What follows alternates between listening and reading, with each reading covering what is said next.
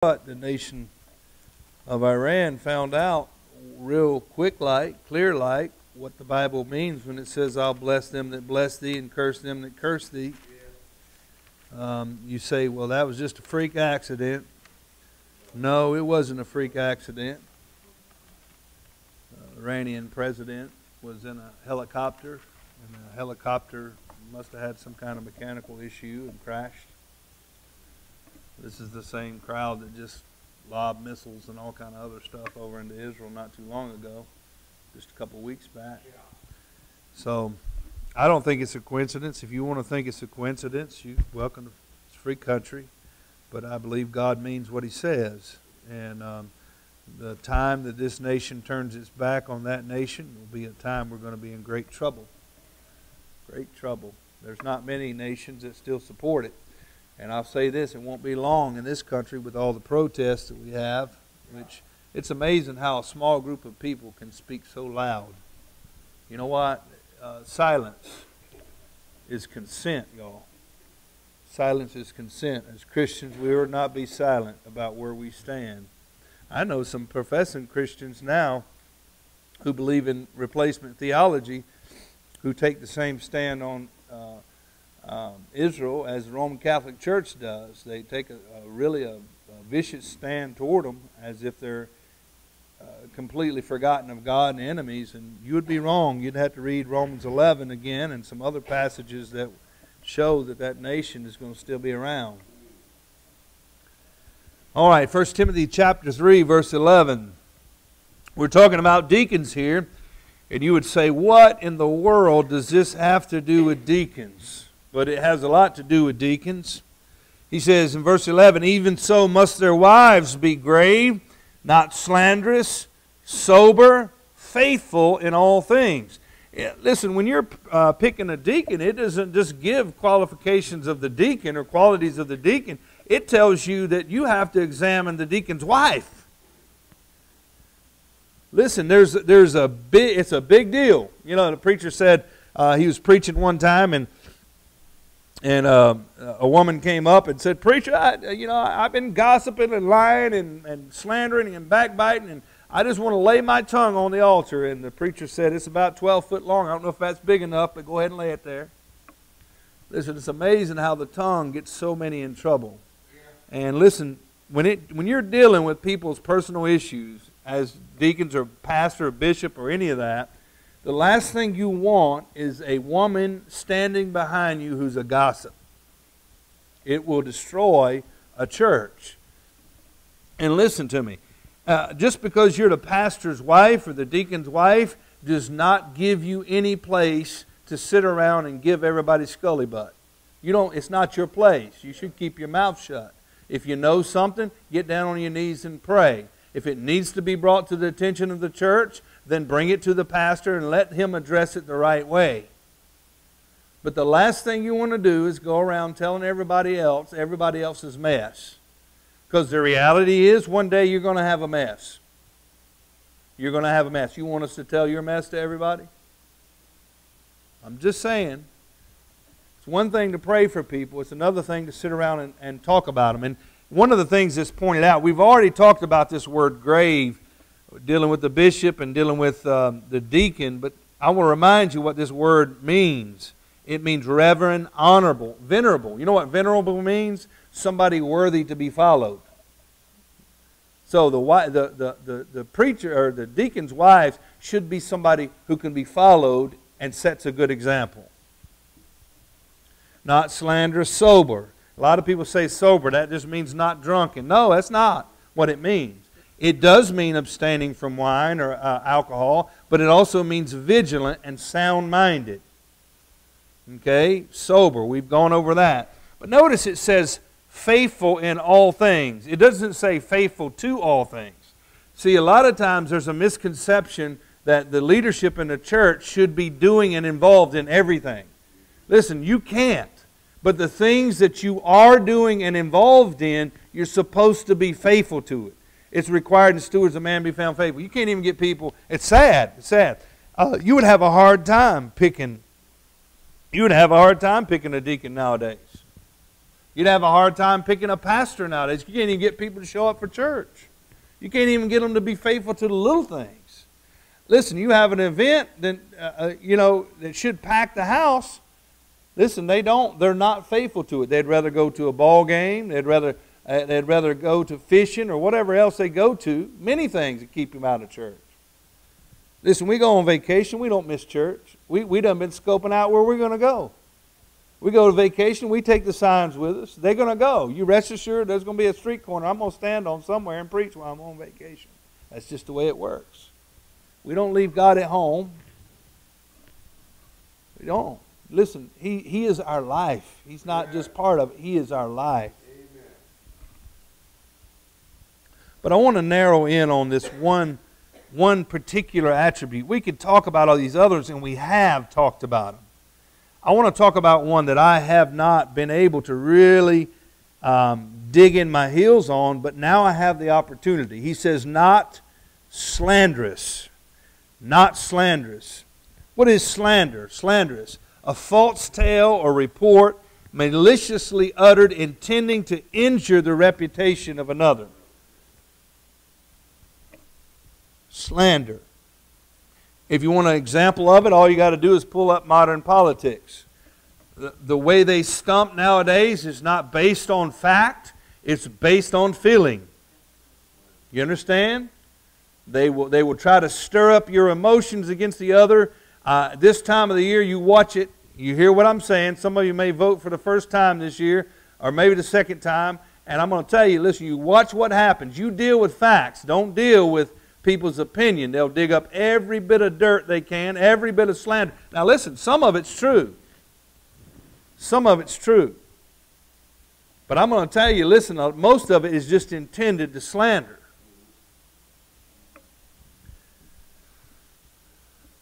You know, there was a note in the 1828 dictionary at the very bottom of it that says this: slander is the worst of poisons. Listen to what it says. It finds entrances into ignoble minds. You know what ignoble means? Does anybody hear what ignoble means? That's right. Worthless, base, not honorable, low of birth or family. Right? We call this a low life. Listen, if you utter a slander, the Bible definition of that, and the definition we find, you're a low life. Listen, you shouldn't be slandering people, making up stuff just to make them look bad. Other words associated with slander in your Bible are false accuser. Man, that should ring a bell, shouldn't it? The Bible says in Revelation chapter number 12 that the accuser of the brethren was cast down. Who is that? That's the devil. You know what he's doing? He's standing before the throne of God, constantly accusing you to God. You shouldn't be like that. You shouldn't be like that. Don't be somebody who's constantly accusing people. Listen, we should build up people. Talebearer is another word you'll find in the Bible associated with that. The Bible speaks about a bird carrying the matter to somewhere else. A little bird told me. That's biblical. Liar or flatterer. You might not realize this, but flatterer is associated with slandering. You know, when somebody's flattering you, most of the time they're embellishing what is really the truth. They may put an element of truth in there, but they're really embellishing it, and they're laying a trap. The Bible speaks about a flatterer laying a trap for his neighbor, spreading a net for his neighbor, it says. Go to Titus chapter 2, Titus 2. Listen, this woman is not supposed to be slanderous. I'm going to say this. Every godly, you want to tell who's a godly woman in the church, or a godly man even. But notice he narrows in on the women on this one because it's brought up in Titus 2 again. In light of the aged women. You know what aged is? That's somebody with experience. That's not talking about an old lady by number. It's talking about somebody who's experienced.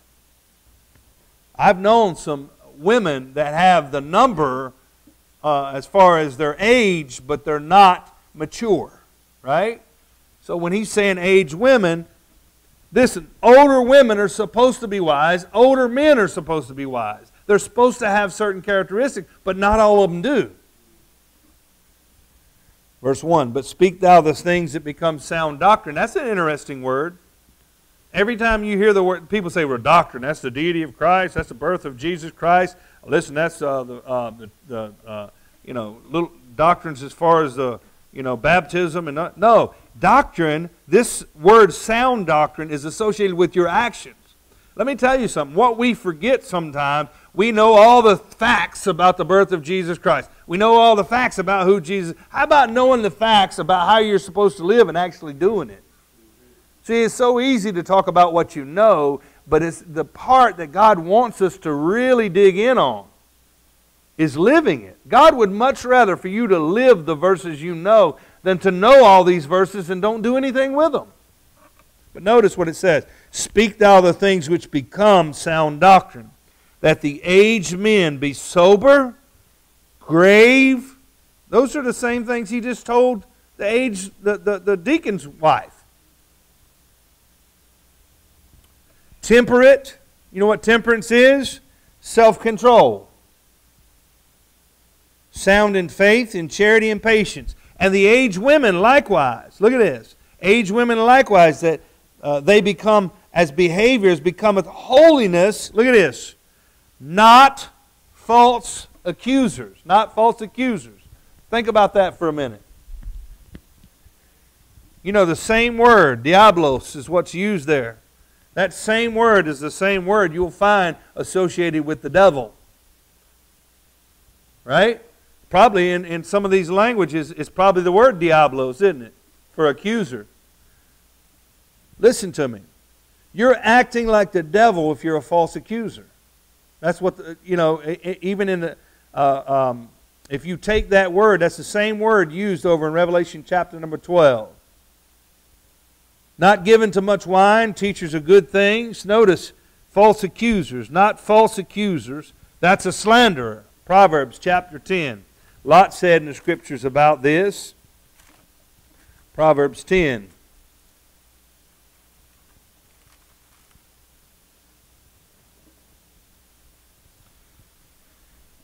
Listen, it's been a practice of mine, and listen, I have to get my flesh under control too, because sometimes it just blabs stuff out it shouldn't.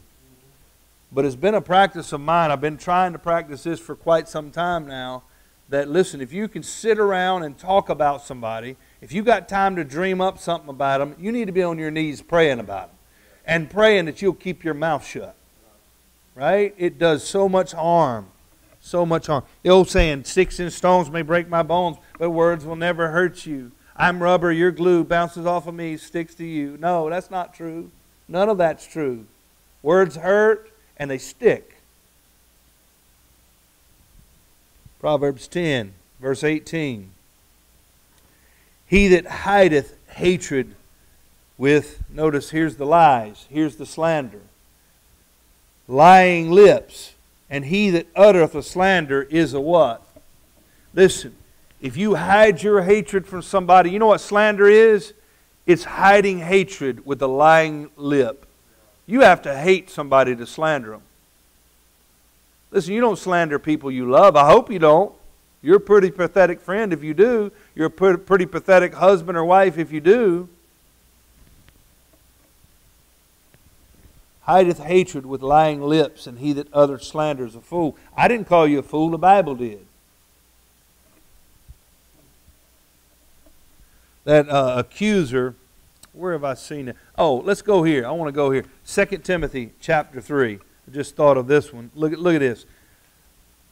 You know, one of the marks of the last days, and I posted something on our Facebook page, and I want you guys to understand something. Don't buy in to somebody slandering you when you know you ain't done anything wrong. Don't you let that get you all out of sorts. God's going to straighten it out. Listen, a missionary said the Lord knows which rear end to slap. He knows which one of His children to straighten out. Let God straighten it out. Let God straighten it out.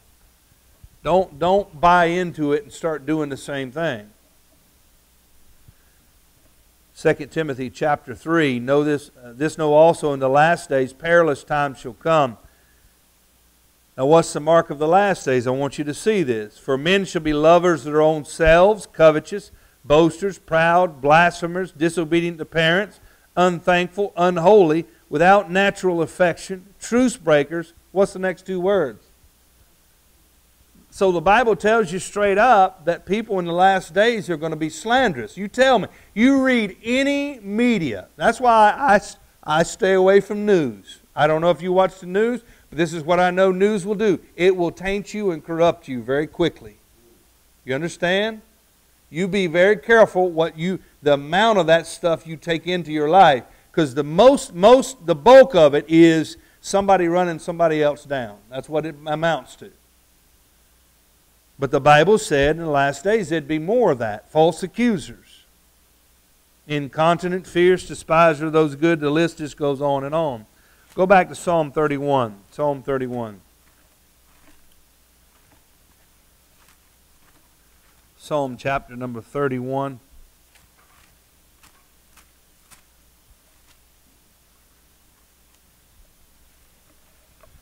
Let's start at verse 11. Psalm 31, verse 11.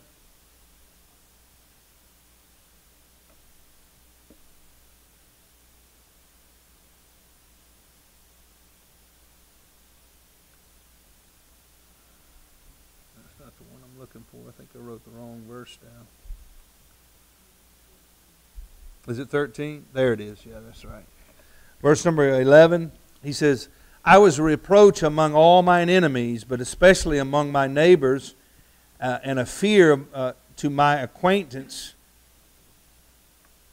And they did see me without, they that did see me without fled from me.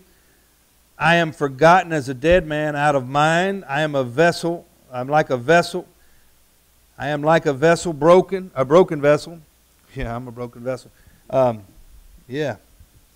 He says, verse 13, for I have heard the slander of many. Fear was on every side. You know what slander will cause you to do? Listen, I cannot stand for somebody to accuse me of something I didn't do. It happened to me recently. And I'm telling you, it really irritates you. He says, I've heard the slander of many. Fear was on every side.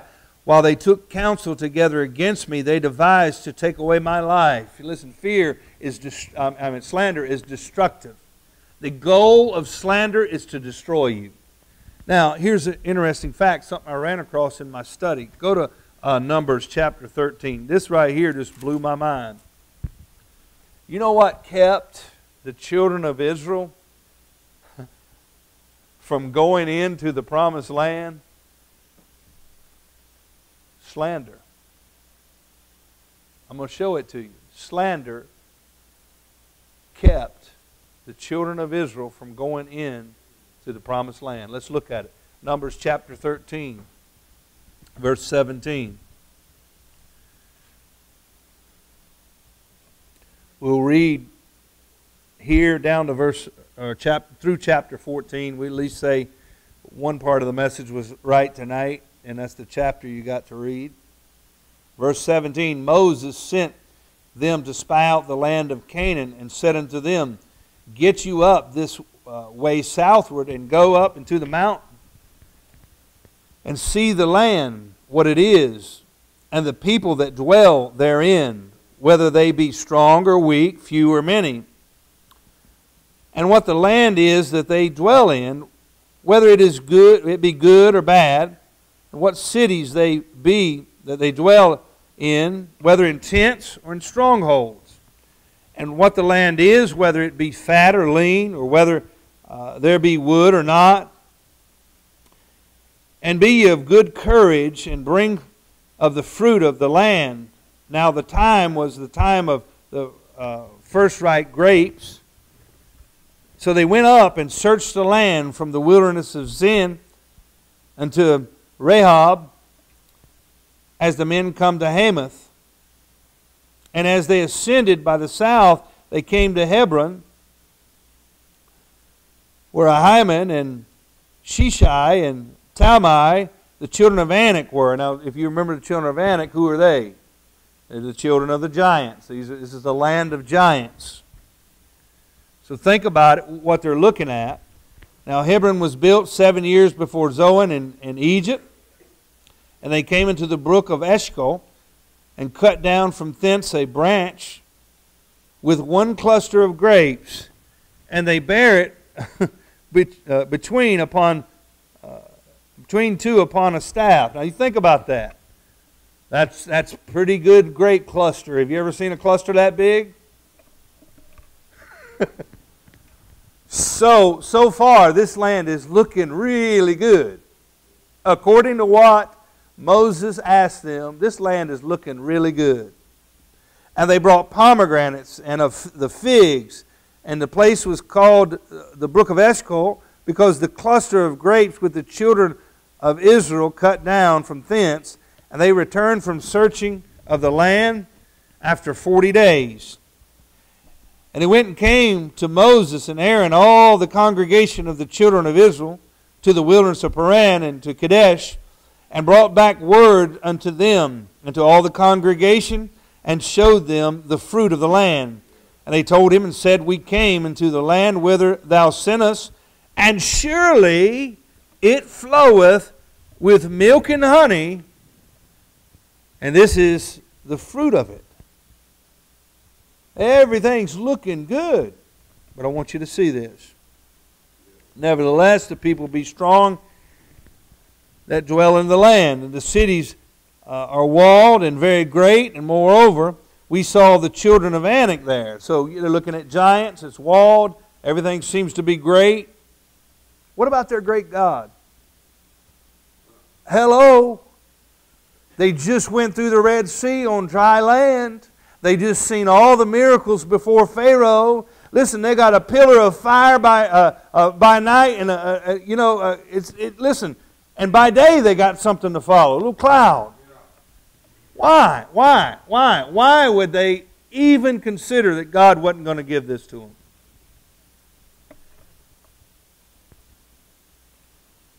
The Amalekites dwell in the land of the south, and the Hittites and the Jebusites and the Amorites dwell in the mountains, and the Canaanites dwell by the sea, by the coast of Jordan. Caleb, I like Caleb. Caleb stilled the people before Moses and said, Let us go up at once and possess it, for we are well able to overcome it. Boy, I tell you what, that's the right outcome. But the men that went up with him said, We be not able to go up against the people, for they are stronger than we. And they brought up, now look here, I want you to see what it's called right here. And they brought up an evil report of the land. Was it an honest report? No. It's an evil report of the land which they had searched unto the children of Israel, saying, The land through which we have gone to search it is a land that eateth up the inhabitants thereof. It's amazing that it eats up the inhabitants thereof, and they're still alive. All 12 of these lived to tell. Came back with clusters between two of them and gave a report. It's a land flowing with milk and honey. And they made it back alive. The Lord kept 12 of them alive, but we can't do it. It eats up the inhabitants thereof. It didn't eat us up, but surely if we all go, it will. And all the people that we saw in it are great men of great stature. And there we saw the giants, the sons of Anak, which come of the giants. And we are in our own sight as grasshoppers. So we were in their sights. Listen to me. Wonder what all these people were in the sight of God. They're worried about grasshoppers. Isn't God bigger than these giants? Let's look at this. I want you to see chapter number 14. God begins to tell them, you're not going into the promised land. Everybody here above 20 years old is going to wander in the wilderness for 40 years. And you're not going. And I want you to look why. I want you to see the Bible explain this. Look at verse number 37. Let's look at verse number 35. And I, the Lord, said, I will surely do unto all this evil congregation that gathered together against me in this wilderness, they shall be consumed, and there they shall die. And the men which Moses sent to search out the land, who returned and made all the congregation murmur against me by bringing up a, you see it, slander upon the land, even those men that did bring up the evil report upon the land died by the plague before the Lord. Listen to me. God does not look favorably to people falsely accusing and slandering. I'm going to say this. Does God hate anything? Go to Proverbs chapter 6. Does God hate anything? Well, God's love. He's just a big kiss in the sky. He just loves everybody and loves everything. Where did you get that from? Because you didn't get it from the Bible. I heard somebody said one time, I got it out of the Bible. Yeah, you got it out of the Bible because you didn't get it in the Bible.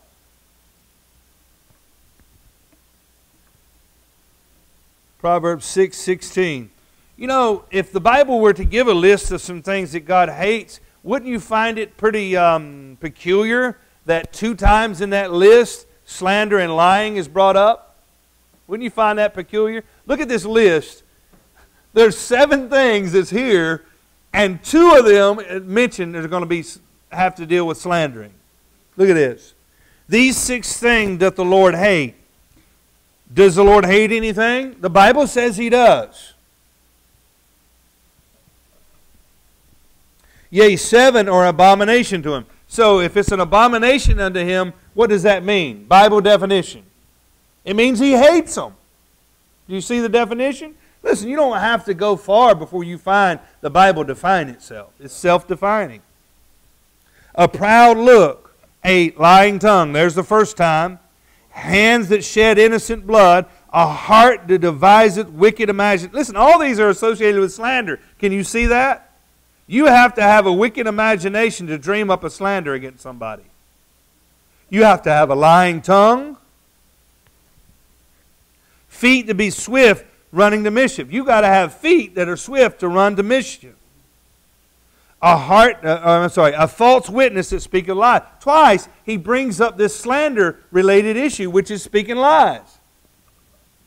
God must hate it. Yeah, I know they're slightly different, but look how they're so associated. And he that soweth discord among his brethren. Let me say something to you. Slander will sow discord amongst brethren. You want to cause trouble in a church? Begin slandering people. Listen, a preacher who won't deal with that is going to lose a good church. I'm telling you, listen, and brethren who won't repent of it are going to destroy a good church.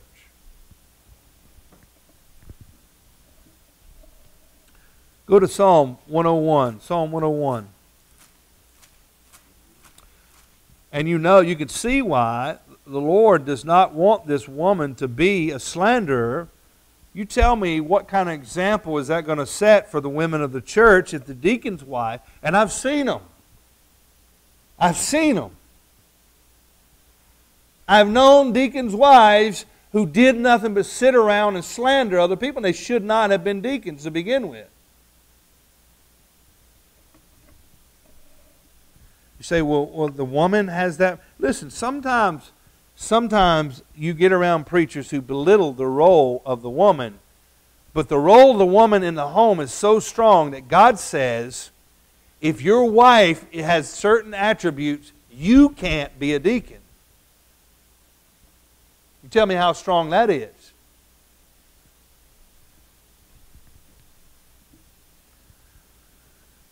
Psalm 101. He says, I will sing of mercy and judgment unto Thee, O Lord, will I sing. I will behave myself wisely in a perfect way. O when wilt Thou come unto me?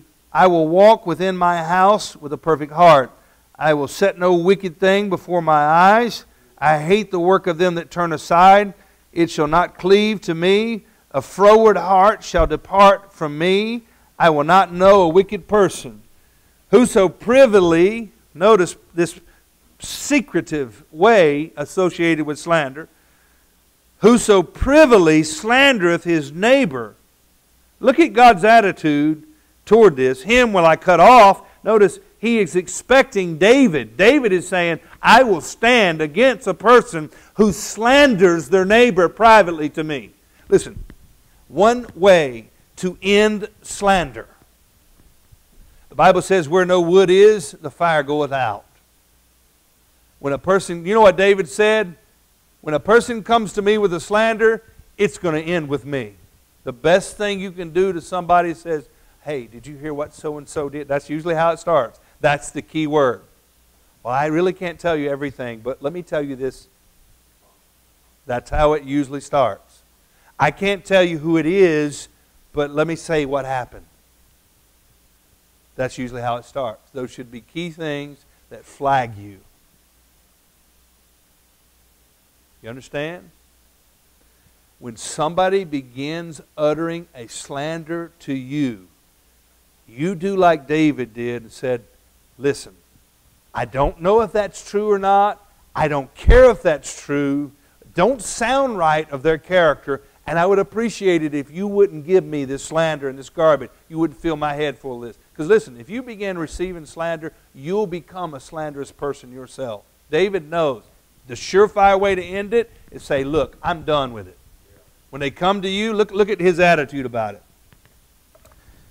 Look at his attitude. The froward heart shall not depart from me, and I shall depart from me, and I will not know a wicked person. Whosoever privily slandereth his neighbor, him will I cut off.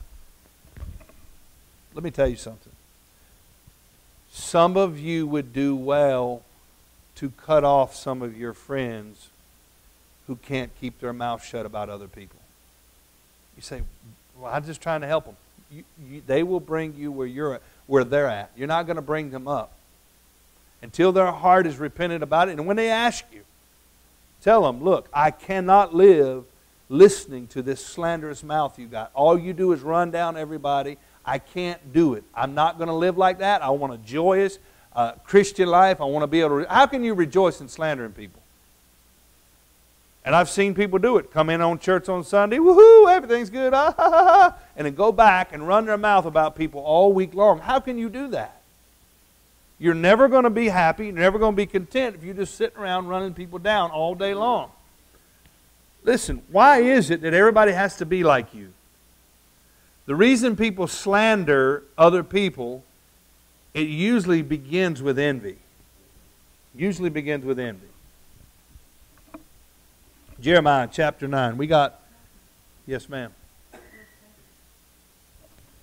I know I didn't get there. Yep. He that worketh deceit will not dwell in my house. That's a good one. He that telleth lies shall not tarry in my sight. You know, I actually had the whole chapter, but yeah, that's good. Listen, it's not God saying he's not going to do it. It's David saying, I'm not going to let these kind of people around me. Listen, the Bible talks about a fellowship with the angry man. He says, lest you learn his ways. You're not to keep company with an angry man. You're not to make that person your friend, a friendship with that, because you will become like them.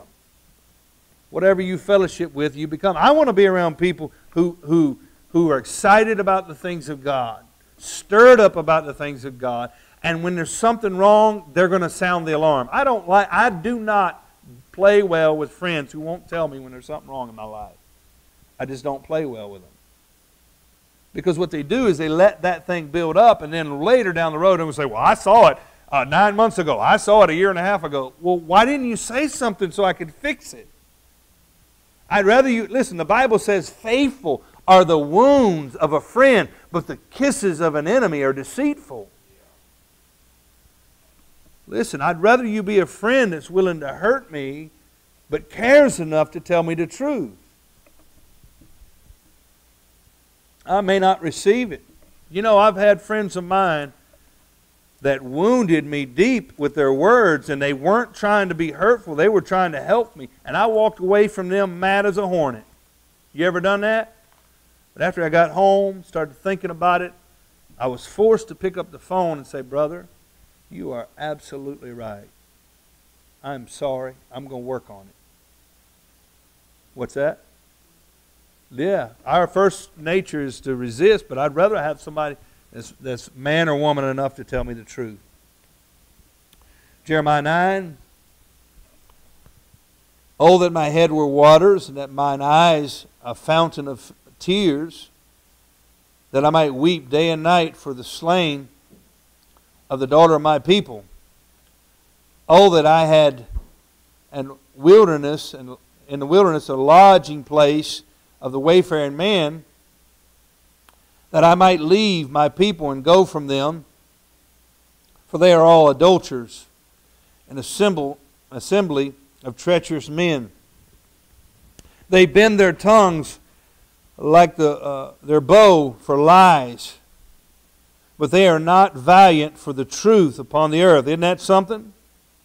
Isn't that a slanderer? Listen, if you're going to be valiant for something, be valiant for the truth.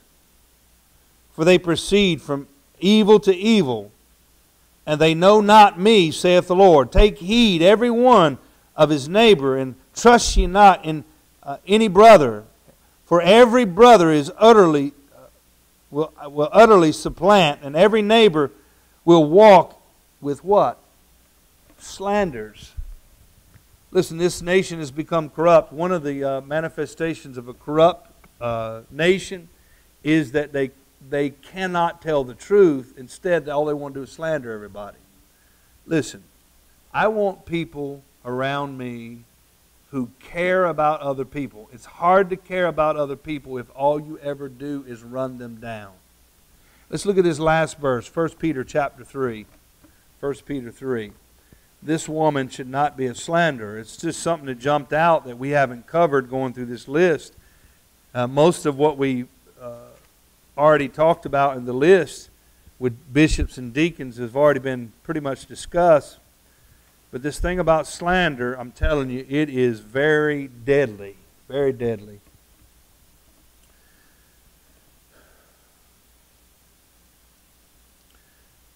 Okay, so we're going to close with this thought. If somebody is slandering you, how do you handle it? I just want to answer this. How does the Bible tell you to handle it? 1 Peter 3 is going to show us that. 1 Peter 3 verse 14. But and if you suffer for righteousness' sake. Man, tell Joe Osteen to preach that one. Right? They don't want to suffer for nothing. Modern Christians don't want to suffer for anything. But the Bible tells us, yea, that all that live godly in Christ Jesus shall suffer persecution. But and if you suffer for righteousness' sake, happy are you. 1 Peter 3, verse 14. Happy are you. You know what that means? Somebody talking bad about you and his lies, you should be happy. They can't find any truth to tell about you, so they had to make something up. That ought to make you happy. But and if you suffer righteousness' sake, happy are you. Be not afraid of their terror, neither be troubled. But sanctify the Lord in your hearts, and be ready always to give an answer of every man that asketh the reason of the hope that is in you with meekness and fear. Verse 16. Listen to me. Verse 16. Having a good conscience, that whereas they speak evil of you, there's the slander, as of evildoers, that they may be ashamed that falsely accuse your good conversation. You know what it tells you here? When they speak evil of you, you just keep right on doing right as if they didn't say a word. Just keep going on.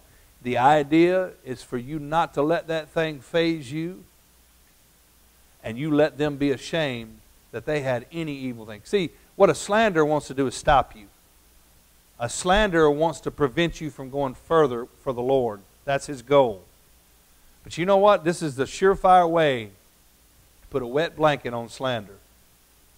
When a person slanders you, You pretend like they didn't say a word and just keep going on for the Lord and let them waller in their mire. The Bible says it'll cause them to be ashamed. Cause them to be ashamed.